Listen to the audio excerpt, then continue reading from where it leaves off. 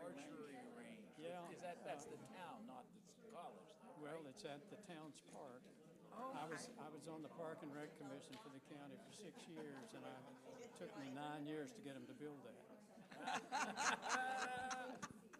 well, that's good legacy.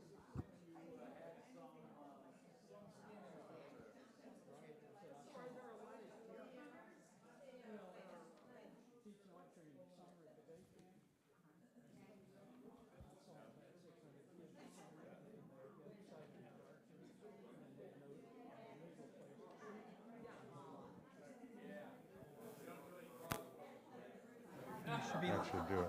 Yep.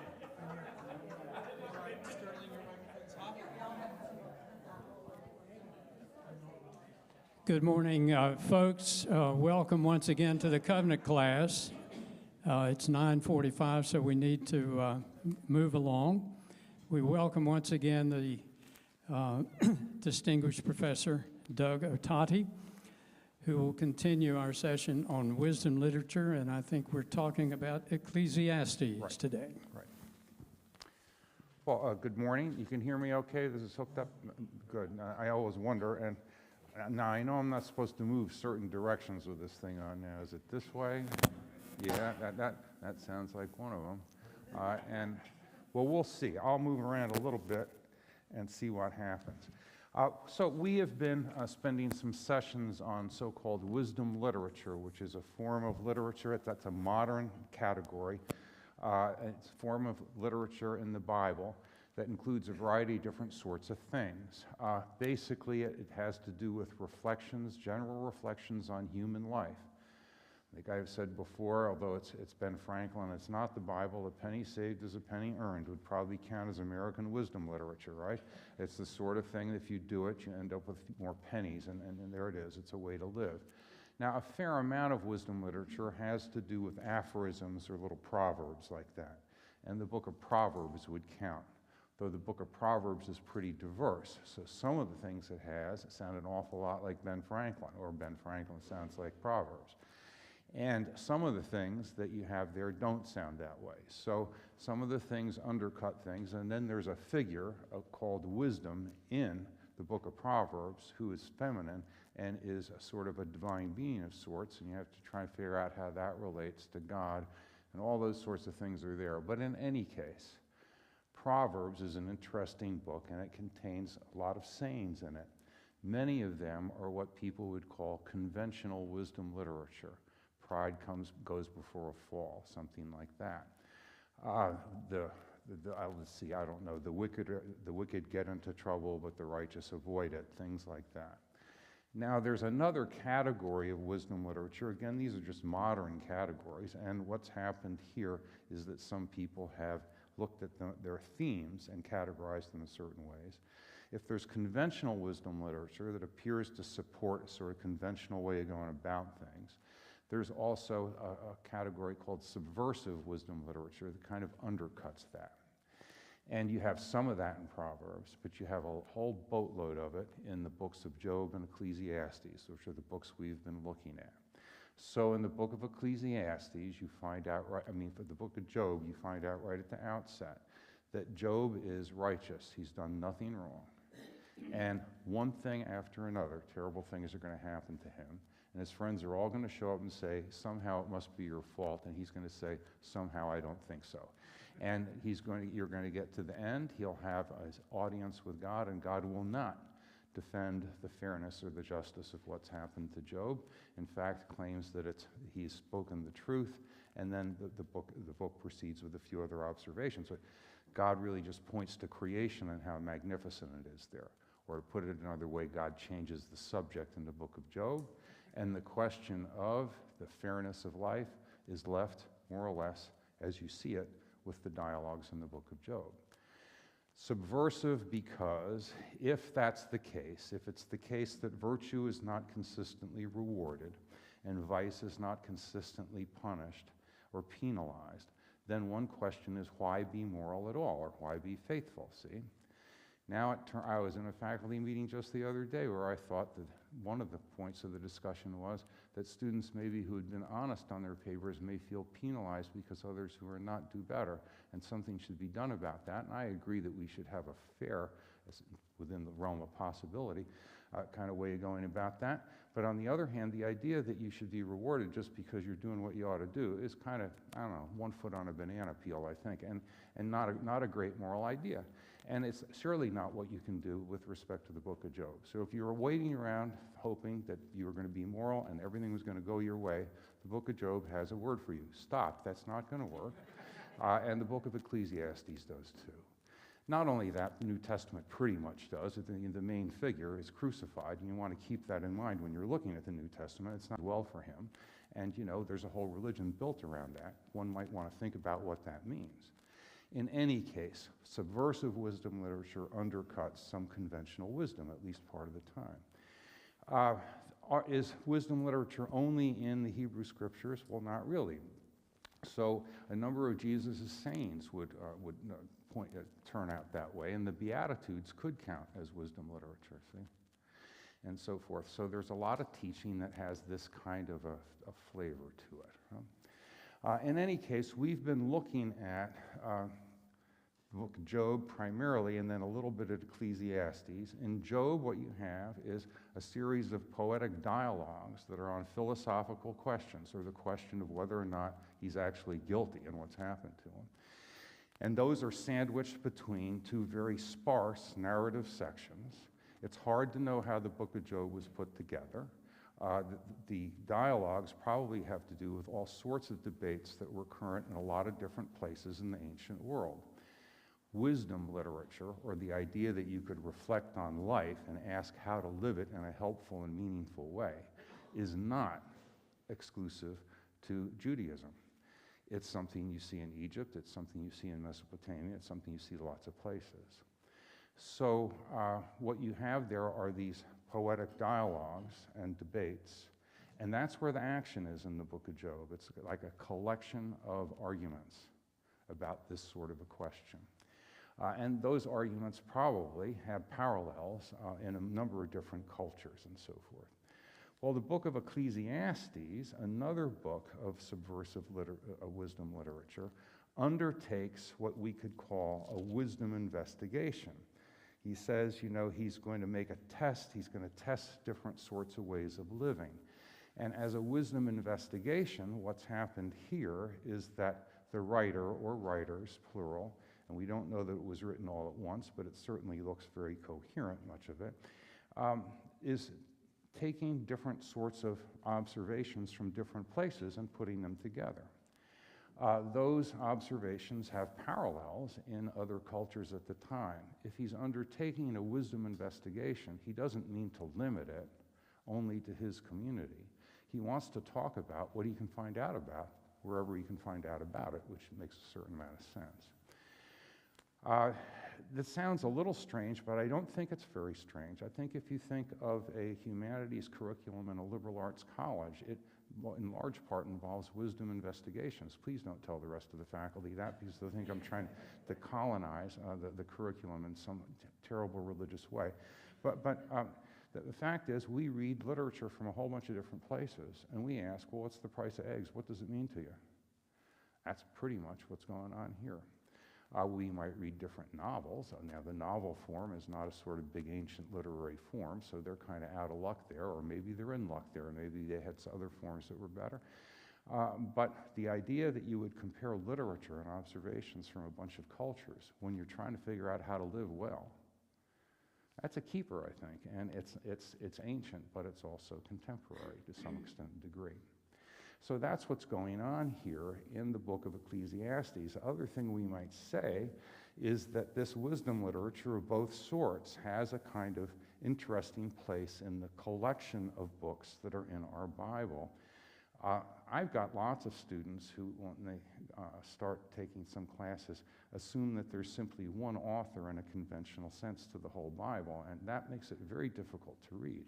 As if maybe Charles Dickens wrote the whole thing or something like that, and you were trying to figure out exactly what was going on.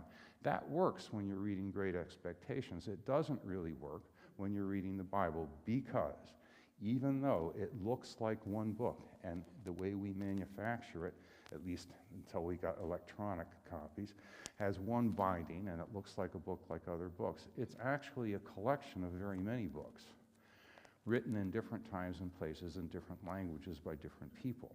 So it is something like a community's sacred library of sorts, particularly when you get to the Hebrew scriptures. And that sacred library, kind of like the library over at Davidson College, contains books that don't all say the same thing. Now, I know that's terribly shocking, but I mean, that's just the way it goes. And so the books, there are certain points here in Ecclesiastes that are written directly against things in Proverbs, and directly against things in like Psalm 8 and things like that.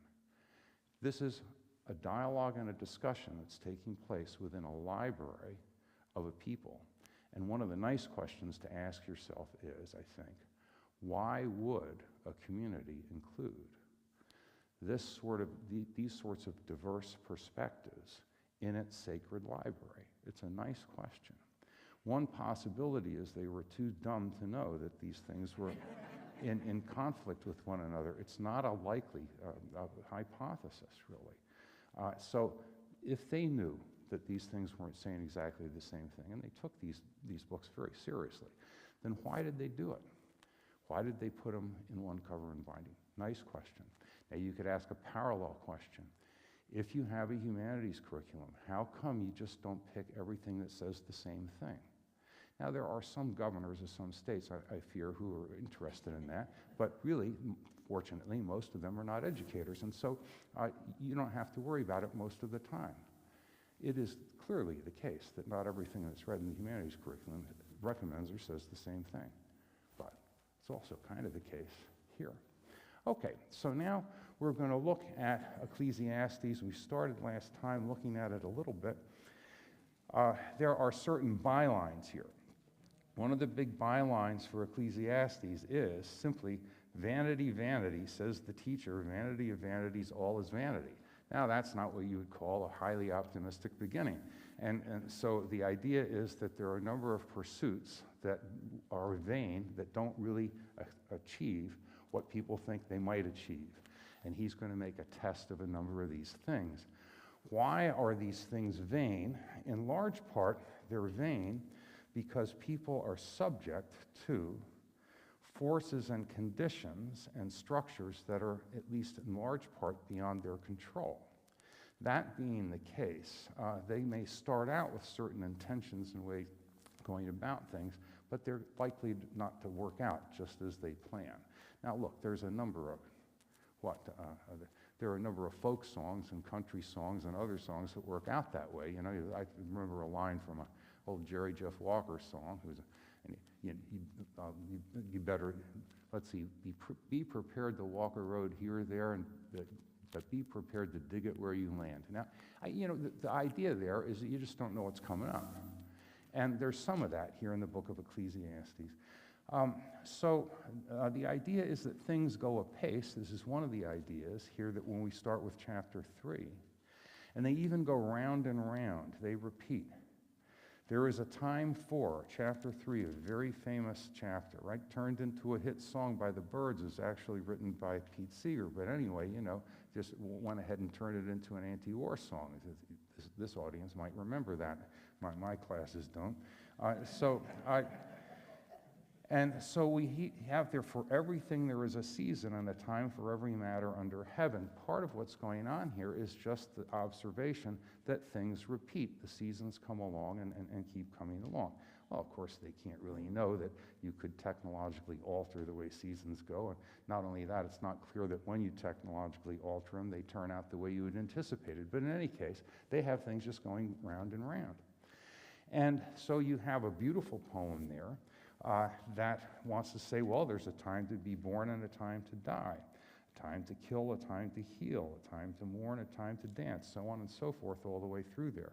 The idea then is that a lifetime has its seasons, and that there are things that need to be adjusted to, more or less, as an agricultural community and other communities might have to adjust to weather seasons and so forth. And that's the idea there. Well, so this keeps going right along. People need to adjust to cycles and occurrences that are beyond their control. This is one of the big observations here. So these are seasons and times. There is resident in that poem and other places here in Ecclesiastes a kind of interpretation of the place of people in the world and of human agency, or freedom if you want to call it that, but maybe agency is better. That is the ability of humans to act and to do things. The claim here is that people are agents. They can do things, but they are radically situated. Right? They're always someplace. So if you just start talking about human freedom in the abstract, it sounds sort of grandiose and terrific, but as soon as you locate it somewhere and put it for the particular person, it's still significant, but it is conditioned, and there are a variety of circumstances that also enter in. So let's just take a simple thing, right? I mean, if you turn out to be like me from New Jersey, there's a good chance you talk through your nose. Is that something that you chose to do? Well, it's an accent to the place, see? You grow up in a place, and you grow in a place that has like Armenians, Italians, Irish, I don't know. In this place, they're all playing soccer. I used to think that was normal. I used to think that was the way the whole country was. Oh, what a surprise when I got to North Dakota. But in any case, you see that people are from particular environments. They're influenced by those environments. The way they see things has to do with that.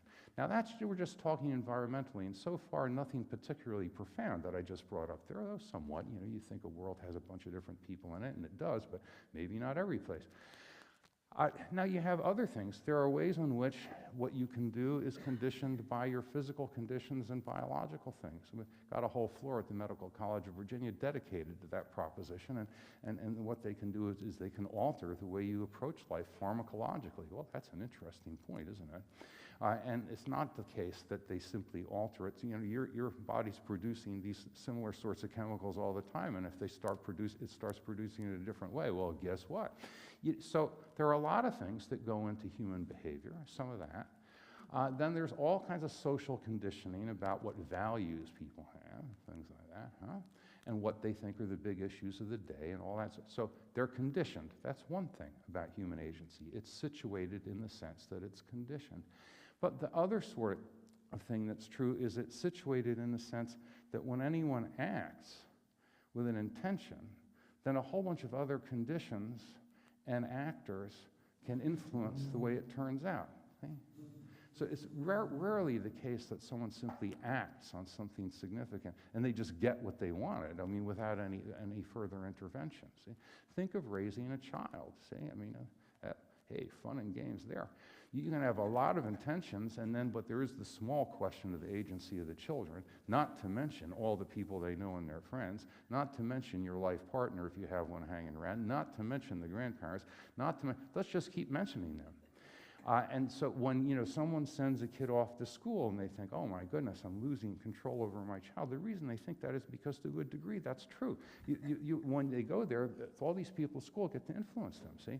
Now, before we decide that's a complete tragedy, we might want to think what we would be like, or I might want to think what I would be like if I'd simply been apprenticed to my father, who was a wonderful man, but I had a little more room to move than that because I went to school, so I'm not against it. But I'd just like to say that there are many, many influences. You want to raise a child a certain way, then everything turns out just as you planned.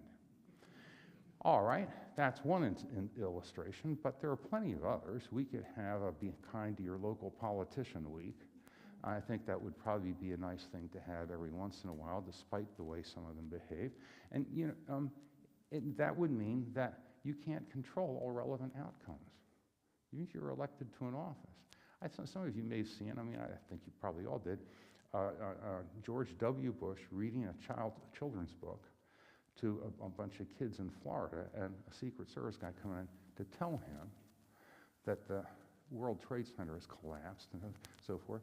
And he finishes the thing, and he said, and he goes.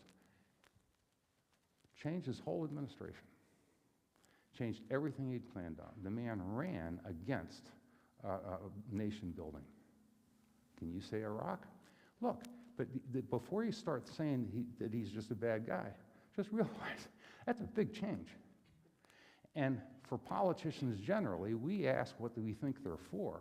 But of course, one of the things you have to estimate is how she or he might operate under different circumstances that as yet are undisclosed. And to simply ask them to repeat everything they were for before something like that happens is a little silly. I mean, I wouldn't do it if I were driving a car, would you? You're driving along, and well, you're planning on going to Asheville, and you're on one of these overpasses, and you see, oh, well, the whole thing has collapsed there, but I guess I'll go there anyway. I mean, what would be the point? So the other thing is that when people act, and then I got an audience that'll remember this too, it's a little bit like pinball machines. You know, you play those things and you hit the ball up there and it hits bumpers and starts moving all over the place and it's tilted and it's coming down. You can redirect a little bit with the flippers, but you don't want to tilt the machine and you can't get it all and then boom, it's gone and that's it. Now, a lot of human actions are like that. A number of other things happen. Situated agents, and the idea of a situated agency is alive and well in the book of Ecclesiastes with respect to seasons, but with respect to many other things too, as we're going to see here. It's not an idea that is simply original with Ecclesiastes, but it's a pretty important idea. Is there a sense in which conditions that repeat can be reassuring and can be nice? I mean, I think that's also true, right? You can think of the seasons, and this is built on the metaphor of seasons, and it might be kind of in a way nice that, you know, things keep going a little bit, or, you know, something big is happening in your life, or not too good, too great is happening in your life, and you still see some birds going around doing it. You know, they're up to their business now, while whatever has happened to you has happened to you. That's not entirely alienating. In some respects, it's nice, right? Well, my wife thinks it's great. You sit there and look at those birds, no matter what's going on, no matter what's going on with your aging parents and stuff like that. Birds, still okay, not bad. So you've got all that going on here in the book. There are other sorts of observations. If one looks at in the third chapter, and you keep going for 19, at verse 19, it says, the fate of humans and the fate of animals is the same. As one dies, so dies the other. They all have the same breath, that is the same spirit, and this is a biblical notion that God's breath is what animates them and makes them living beings. And humans have no advantage over the animals. It says they all go to one place, and they're from the dust, and they return to the dust. Now that is a Hebrew scripture kind of point of view, and it's not entirely foreign to what you see in the New Testament. You do have to work in questions of eternal life and so forth. But the Hebrew scriptures also have the notion of Sheol. It's not like the thing, but Sheol is a sort of a place, a realm of the dead, you know. You can have a Day of the Dead, you know, like in Mexico or something. That's not necessarily come back from heaven. That's just come back from the shadows where you hang around as a dead being. So they have all kinds of ideas. But here you do want to see that the claim is that people are animals, you see, and they're like other animals in that they live and die and they have breath, and breath goes away and then they're gone. You can understand how someone would come up with an observation like that, and it's not only here, it's also in Genesis 2 and things like that. Then you see in verse 22 there, so I saw that there is nothing better than that all should enjoy their work, for that is their lot. Who can bring them to see what will be after them? Now, this is a refrain that's going to be altered at different points but repeated throughout the book. So if you're living in a world that you don't entirely control, and you have to labor under the sun, is the way it's going to be put here all the time, and I want you to think of the sun in an environment that's a little unforgiving with the sun, dry and hot, and you're working down there. So people have to work under the sun, and they do things under the sun. They really control exactly how the sun goes. But what are some of their possibilities? Well, one of the possibilities is they can perhaps enjoy their work if they're lucky. And there's some other things they can do too. I wish I could tell you how often. I mean, I think it's very difficult to communicate this to a bunch of 18 to 22-year-olds who are in a nice environment, somewhat privileged environment, and tend to think that, you know, things are just going their way. But, you know, maybe sometimes when you're thinking about your career, sounds terrible here, you know, you might think about whether or not you like it, because you're going to spend a lot of time doing it. And maybe you'd like to spend hours upon hours a week for, I don't know, 30 years doing something that you just can't stand. But, you know, you might want to think about it a couple minutes before you go ahead and run off to an employment office that starts telling you how to make as much money as you can. Just calm down a little bit. Money is not the only compensation for things in the world. Whether or not you can stand what you're doing is maybe even enjoy it. Oh. Here's an interesting thing. When I was coming up, I used to work in gas stations. I knew a guy named Anton Juzenovich. He was from Yugoslavia. I've known a bunch of stories about that, but he was a wonderful mechanic and stuff. And he loved being a mechanic. I don't think there's anything else he wanted to be. He worked pretty hard at it, but he was happy being a mechanic. I think if you told him, well, look, you could make twice as much money if you just had a Twinkie Mart, you know, and everyone pulled in for gas, and then you gave him stuff in plastic wrappers, I think he would have said, but dog, yeah, a mechanic, I don't want to do it. Pretty sure he would have. In fact, he did. He didn't run a Twinkie Mart, and he thought those weren't very good. I think he was probably right about that, though they're convenient. Anyway, so that was the old days when, you know, you went to a gas station, someone could actually repair an automobile. So we have this sort of thing here. And then we have observations about wickedness and justice and so forth that come about. But the chapter closes with a call for people to enjoy their work. Now, and then 4:1-3, some other observations now about oppressions. Again, I saw all the oppressions that are practiced under the sun. Look, the tears of the oppressed with no one to comfort them. On the side of their oppressors, there was power with no one to comfort them. And I thought the dead who have already died more fortunate than the living who are still alive, but better than both is the one who have not yet been born, not yet been, and has not seen the evil deeds that are done under the sun. So the claim is that there is kind of systematic oppression, right? That's the claim, which is incidentally not late-breaking news. I mean, I know that it's sometimes presented as if we alone have escaped with the observation that there's systemic oppression, but that's just crazy. I mean, you see it here, and you see the observation in a lot of ancient literature. It does not wait till the 21st century for people to figure out that some people are, you know, they're not in a very good position. Through no fault of their own, and some other people have a lot of power. You know, another typical observation out of biblical literature is simply that you need to look out for the vulnerable. That's a good test of justice in a society, because people tend to treat the vulnerable sometimes more poorly than they treat others. And why? Because they can.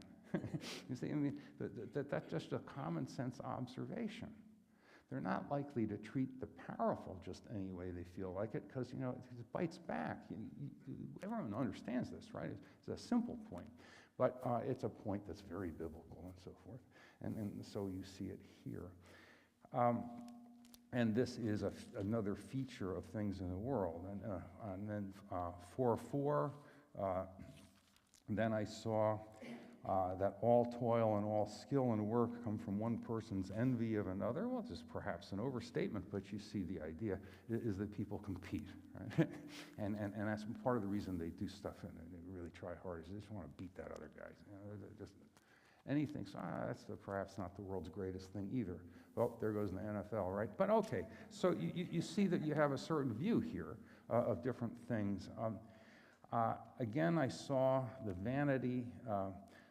Saw vanity under the sun. The case of solitary individuals in 4:7, they're going to have a tough time because they don't have people to help them, and so forth.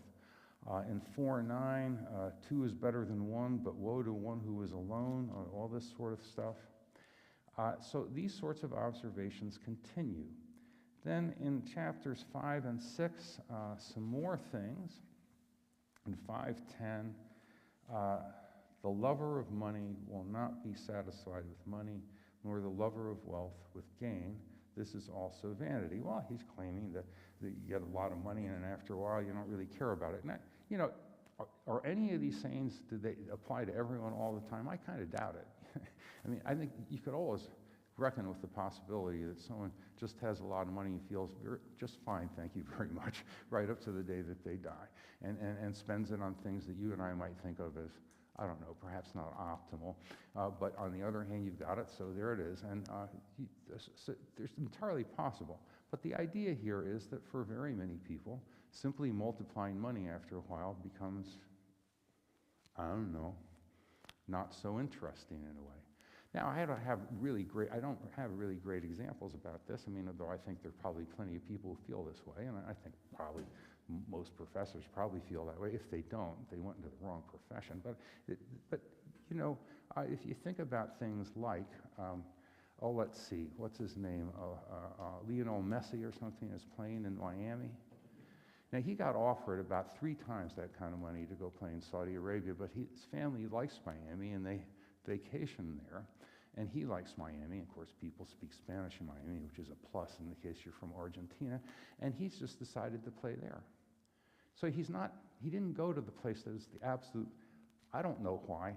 Part of me thinks is once you already got as much money as Messi's got, what do you care? Oh, yeah. What do you mean? I'm gonna own 20 buildings as opposed to 10? I mean, what do I care? And you know, he's a happy man. So now he's happy because he's playing against these American teams and he can score goals to his heart's content. But that would have been true in Saudi Arabia too. Just the competition in the league isn't quite up to snuff, but okay. Now, so the lover of money will not be satisfied is the claim.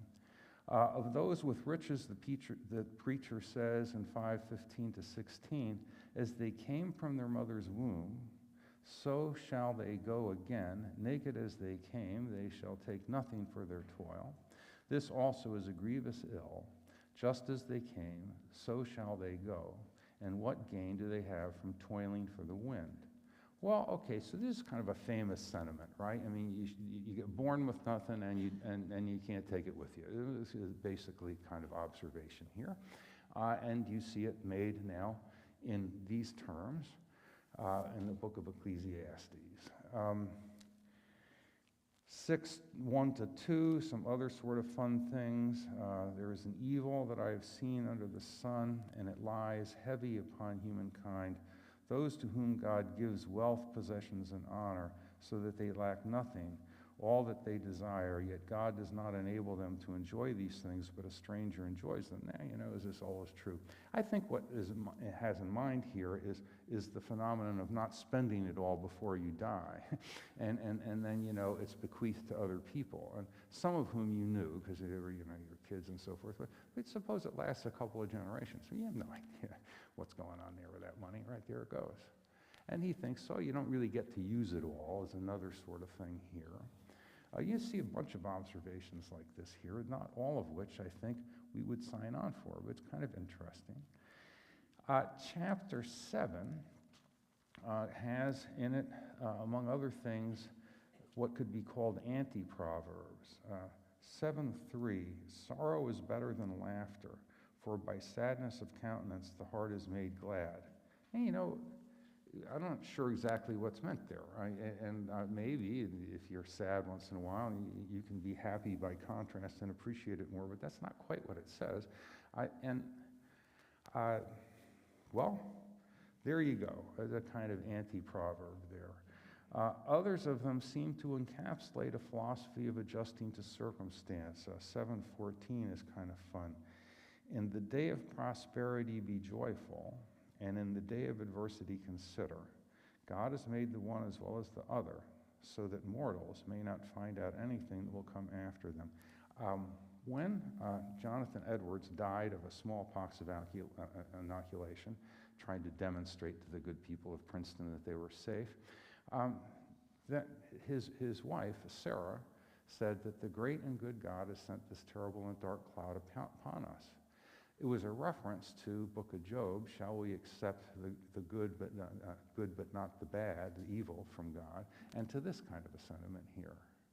Another sort of fun thing about this sentiment here, that both things come your way, in the day of adversity, in the day of prosperity be joyful.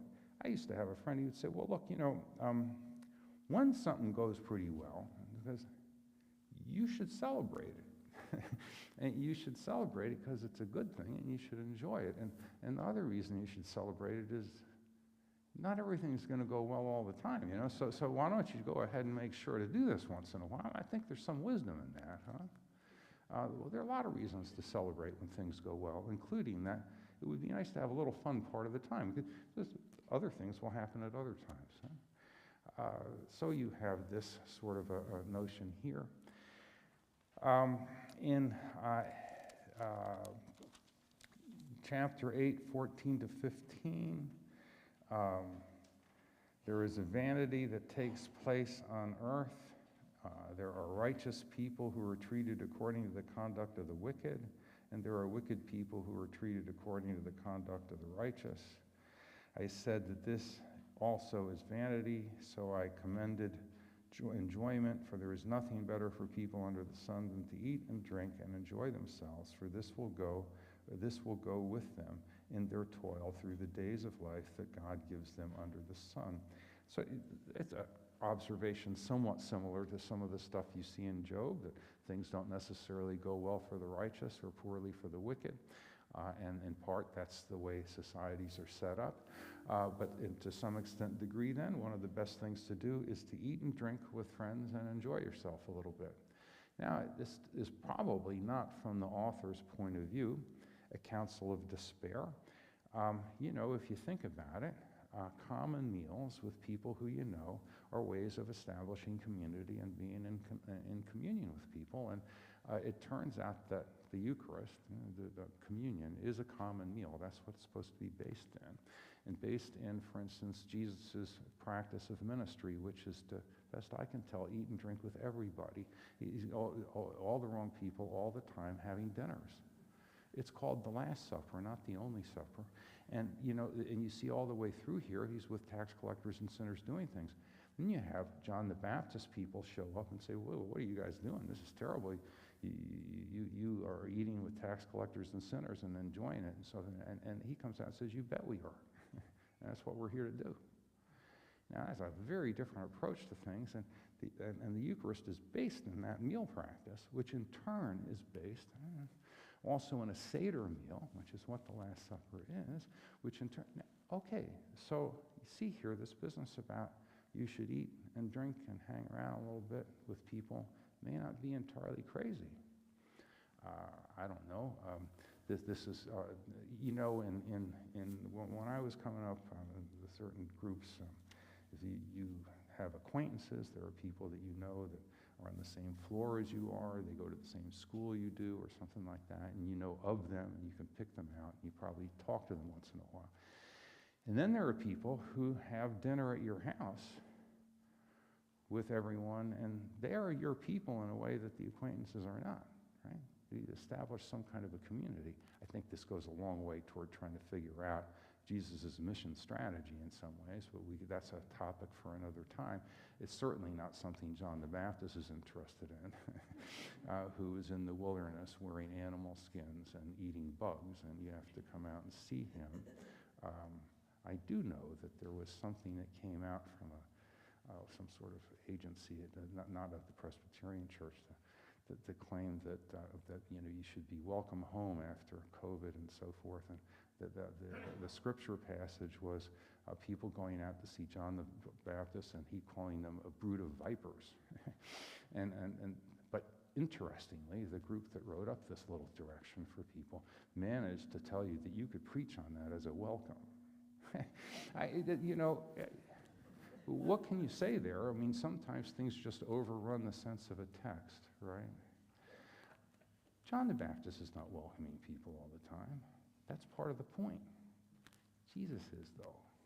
Right? Even the people who got stuff by ill-gotten means, tax collectors, a topic for another time. It doesn't mean the IRS. It means people working for a government that's occupying you, and they're taking all the money and stuff like that. Okay, so we have this sort of thing here. There are some additional claims and observations that are of some importance. 9:4-6 wants to talk about a living dog is better than a dead lion. You have this sort of stuff at different points. That's kind of fun. Whoever is joined with the living, see, and for a living dog is better than a dead lion. Another passage I've never heard a sermon on. It's a kind of interesting thing, and it might indicate that, you know, the blessing of life is something that's pretty good, right? And for one thing is it gives you possibilities. You know, it's a dead lion. I mean, unless you got a good reason to want to be that, might not be the way to go.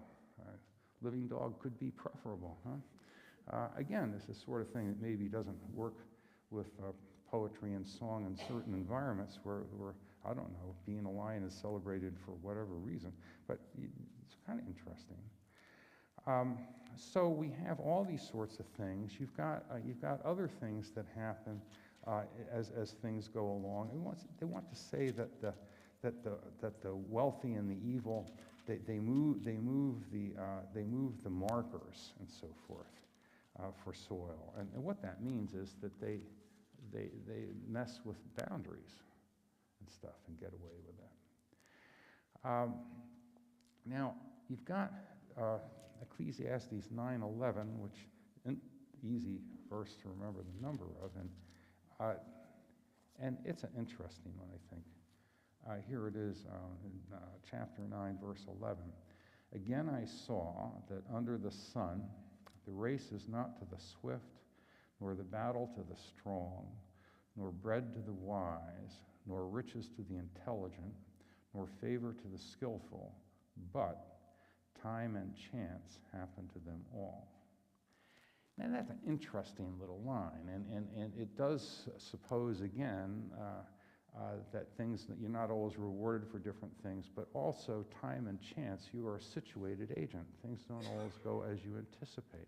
And when they go differently, you need to adjust, you see, if you can adjust, and that would be an important thing. Now, if this was a group of 18 to 22-year-olds, we might not have as many illustrations, but you can actually come up with them. I mean, you know, people have been ill before, but there's also, then they have observations about family and friends. But, you know, a lot of people play sports over here. It's a disproportionate number of play sports, and most of the time that's a pretty good thing, I would say, most of the time. But anyway, one thing that any athlete knows, see, is that time and chance happen to them all, right? Let's start with the time part. How late in life do you think these soccer players playing Division I over here are actually going to play that kind of ball? If they're real lucky, they'll play till they're 34 somewhere, if they're real lucky. Other than that, after that point, they'll be playing for the Greek team in Richmond like I used to, you know, where everyone's more or less stationary and you're trying to beat the Germans. And it's not like that, it's different. So time is going to happen to them all. And actually 18 to 22-year-olds do understand that people get old. They may not completely wrap their mind around the idea that they will get old, but, you know, and so time is going to happen, their bodies will betray them to some extent and degree. I mean, you're just going to have to deal with that. Well, okay, welcome to planet Earth, if you're lucky. And you have that. And then chance, well, that's easy for an athlete to get because people get injured. And when they get injured, they have to interrupt what they planned on doing. Oh, I came to Davidson and I wanted to play, you know, I don't know, basketball over this many years, and I got injured. And I had to sit out a year, or I was playing football and I kept playing, then I got injured twice, and I guess that's it, I'm not playing intercollegiate football anymore. Well, then what are you going to do? So when you get injured, you need to talk to trainers and people like that, and they're telling you how to respond. Huh? And then if things go a little worse than that, I mean, you need to respond by, well, maybe you're not playing football anymore, maybe you're doing something else. Now, look, that's probably not the end of the world. I don't want to sound bad here. But, you know, life without football, you can still watch it. And, hey, you might even have more time to do your studies, you know, because division of the day over here, if you don't look out, it's going to end up being 2 p.m. They won't tell you when it is. So nothing after 4:30. See, maybe if you quit playing football, you have more time for other things. I'm not recommending it. I'm just saying it's not necessarily a tragedy, but it is something you have to adjust to. And so time and chance happen to them all is a pretty ordinary human observation. And you see it right here. So it's interesting enough. And again, you could, well, you know, this could be a byline for Be Kind to Your Local Politician Week, or anyone else trying to manage some sort of larger enterprise where, well, there's time and chance and so forth. Okay, so you see a kind of point of view here. The question is then, what about human agents in a world of happenings where they can influence and they act and they can do things, but they have, in some respects, comparatively little control? And that's kind of what this book wants to talk about.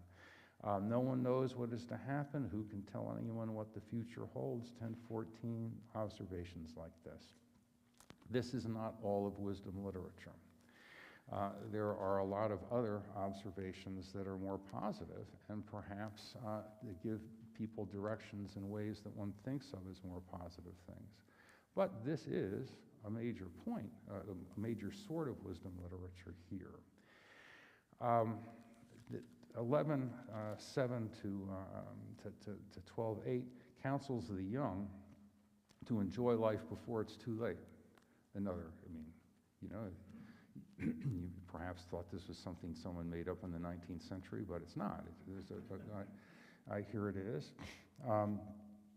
And then you have in the 7th verse there of chapter 12, vanity of vanities, says the teacher, all is vanity again.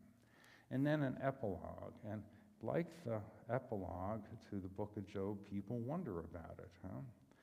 So we have, besides being wise, the teacher also taught people knowledge, weighing and studying and arranging many proverbs. So he's arranging. So he's not making them all up. He's weighing and organizing them. The teacher sought to find pleasing words, and he wrote words of truth plainly. The sayings of the wise are like goads, and like nails firmly fixed are the collected sayings that are given by one shepherd. Of anything beyond these, my child, beware of making many books. There is no end.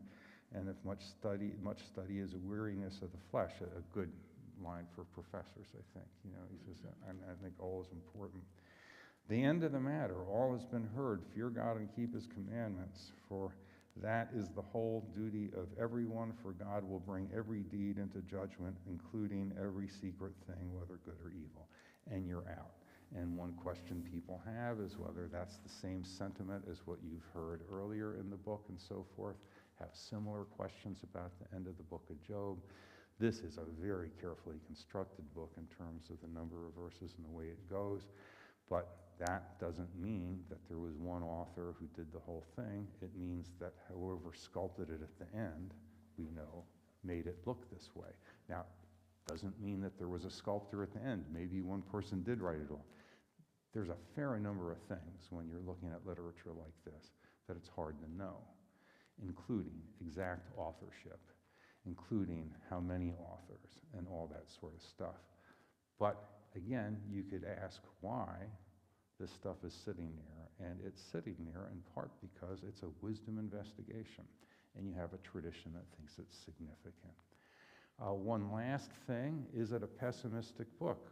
You know, some people have thought so, but a number of commentators so, no, not really, because you can enjoy your toil, perhaps.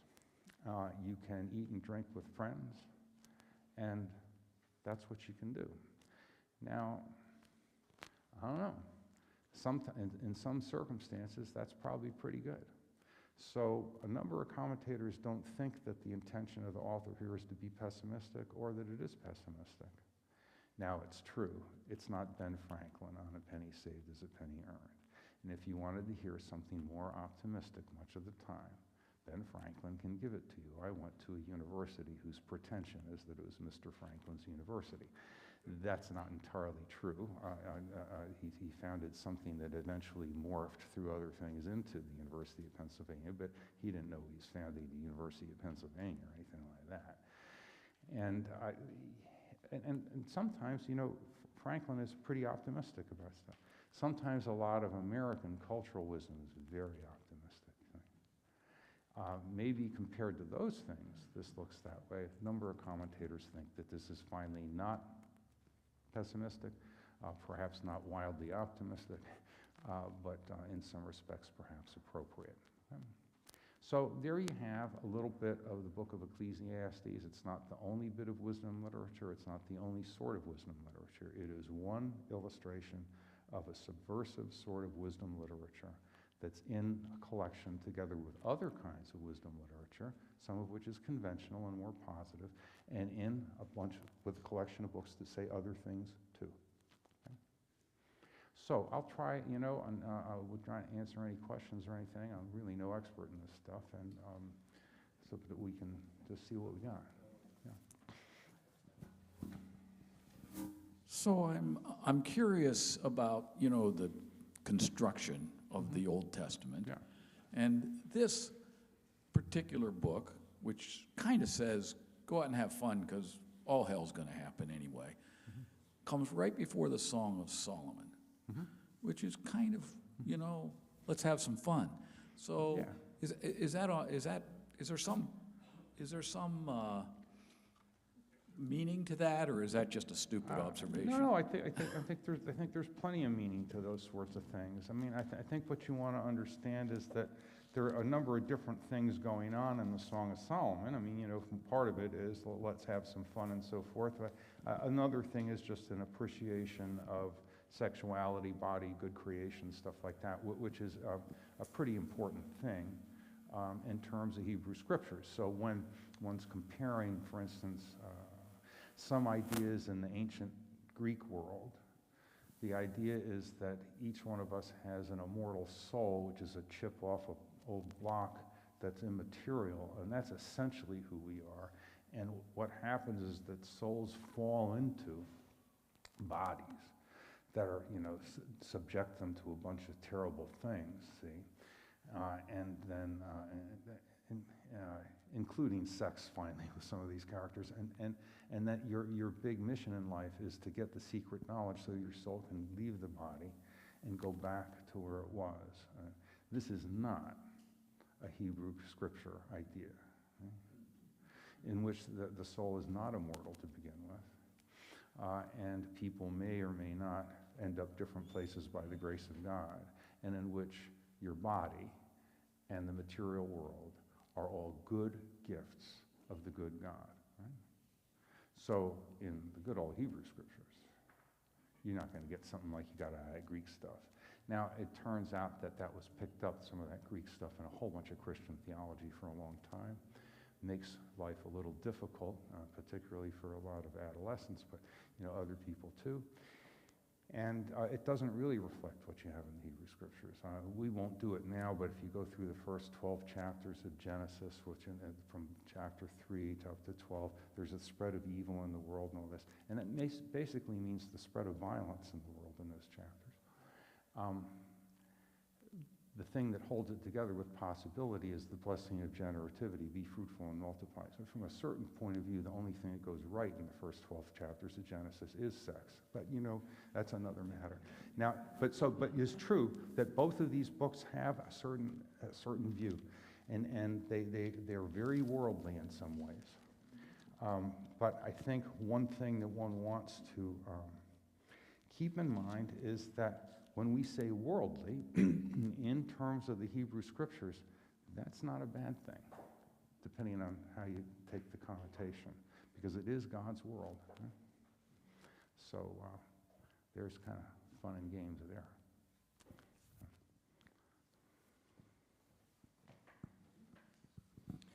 There's a lot in this about circular thinking. Yeah. Is there also, I've understood that Greek thinking was more linear, starting and going someplace. Is there justification within Hebrew scripture to come up with something like spiral thinking? It goes round and round, but it's going somewhere? Is that allowable?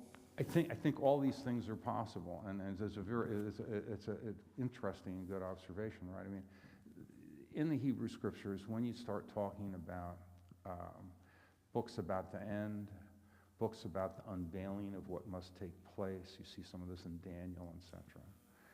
There is a kind of linear dimension, right? History goes somewhere. Now, does it all go to one spot? Don't know. But by the time you get to the book of Revelation, history goes somewhere, right? And in fact, fun thing about the book of Revelation is if Ecclesiastes says nothing new happens under the sun, the book of Revelation says a whopper that's new is going to happen under the sun, and so forth. So you've got different things.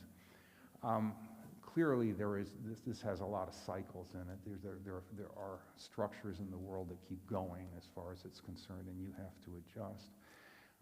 And you could have a more linear picture that would be different than that, although the open question is where it's going linearly, right, is what you choose or not. I mean, you may have to adjust to those things too. And in fact, I think when one looks at Book of Revelation, you have a major adjustment that needs to be made here. I mean, people are not just getting what they want, so that's of some importance. But could there also be cycles and direction?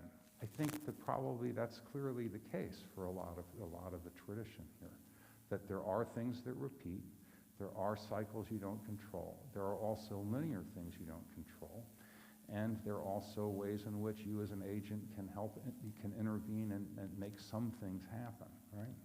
I think all those things are mixed in here, and probably lucky for us that they're all mixed in here, because there's some point to each one of them, I think, in some ways. But that is really true, and not only does Greek thinking sometimes work linearly, although sometimes it's exit and return back to where you were, but that's an interesting thing.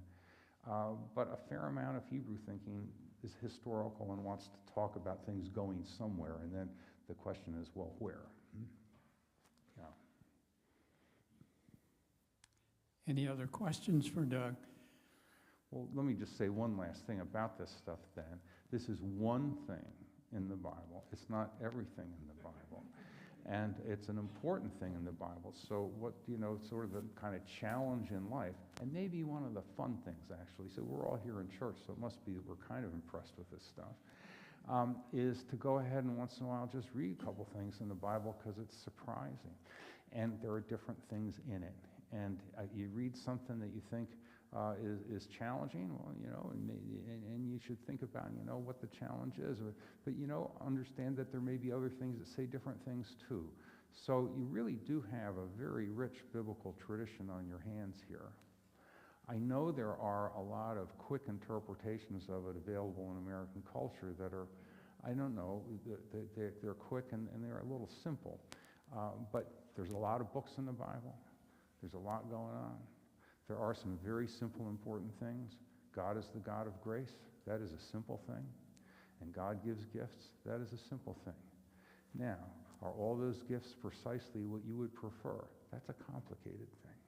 But we have all of that stuff going there. They're both simple things and other things. But you do have a whole sacred library of stuff that can be extraordinarily interesting and repay the effort of looking at it. So one of the things I think you should try and do with your Bible, look, if you're reading something that bores you to death, read something else in it. But is have fun with it. I think that's probably important. It's a collection of books that are supposed to be meaningful, important, raise questions, and keep you thinking and keep you thinking about what a life is like and what it ought to be like. In relationship to the God of grace. Okay, all right, well, good. Doug, we thank you once again for your wisdom and for your time spent with us in the last 3 weeks, and hopefully we understand wisdom literature a little better. Before we go, I want to tell everyone that next week Ann Wills will be with us for 2 weeks. And this book is available for one per family. If you haven't picked up one already, she's going to base a lot of her conversation on this book. So they're available back here at the back as you leave, and we'll look forward to seeing you next week.